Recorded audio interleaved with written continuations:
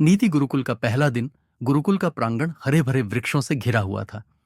पक्षियों की चहचहाहट और मंद मंद बहती वायु के बीच छोटे छोटे बच्चे अपने नए सफर की शुरुआत करने के लिए आए थे। वे सभी उत्साहित थे, क्योंकि आज से वे नीति और संस्कारों का ज्ञान प्राप्त करेंगे। गुरुजी अपने आसन पर विराजमान थे। उनका मुखमंडल तेजस्वी था और उनके नेत्रों में गहन ज्ञान झलकता था। उन्होंने चारों ओर देखा। बच्चे बैठ चुके थे।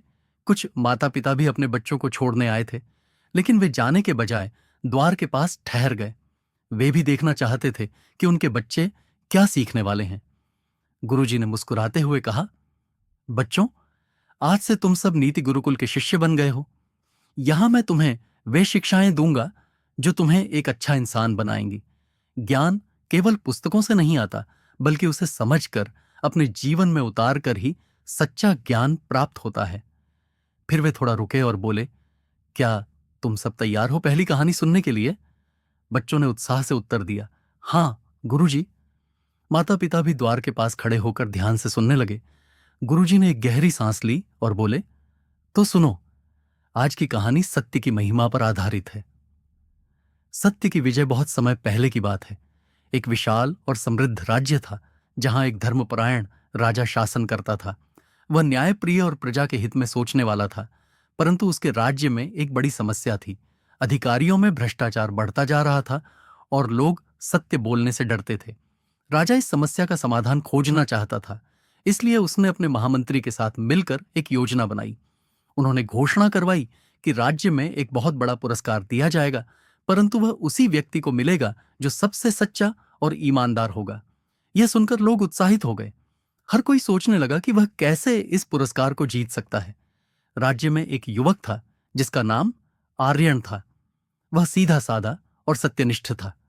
जब उसने यह घोषणा सुनी तो उसने सोचा, मुझे कोई छल कपट नहीं आता, परंतु मैं सत्य का पालन अवश्य कर सकता हूं। कुछ दिनों बाद राजा ने एक सभा बुलाई और वहां कई लोगों को बुलाया जो स्वयं को सबसे सच्चा मानते थे। राजा ने सबके सामने एक विचित्र प्रतियोगिता रखी। हर व्यक्ति को एक बीज दिया गया और कहा गया, इस बीज को 1 वर्ष तक संजो कर रखो और इसे एक सुंदर पौधे में बदलो। 1 वर्ष बाद जो सबसे सुंदर और शक्तिशाली वृक्ष लेकर आएगा, उसे विजेता घोषित किया जाएगा।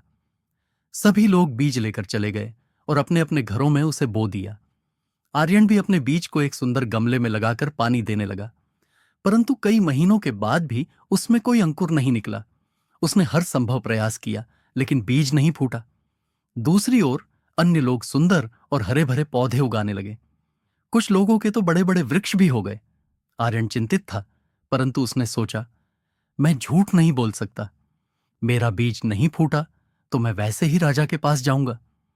1 वर्ष पूरा हुआ और सभी प्रतियोगी अपने अपने पौधे लेकर दरबार में पहुंचे। किसी के पास फूलों से लदा पौधा था तो किसी के पास एक विशाल वृक्ष। केवल आर्यन ही खाली गमला लेकर आया। लोग उसका मजाक उड़ाने लगे। राजा ने सभी को देखा और फिर मुस्कुराकर कहा, अब मैं विजेता की घोषणा करता हूं। विजेता है आर्यन।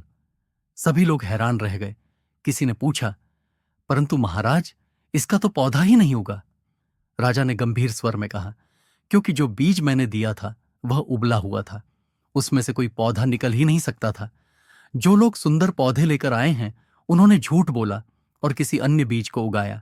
केवल आर्यन ने सत्य को स्वीकार किया और वही सच्चा और ईमानदार व्यक्ति है। सभा में सन्नाटा छा गया। सभी को समझ आ गया कि सत्य ही सबसे बड़ा गुण है।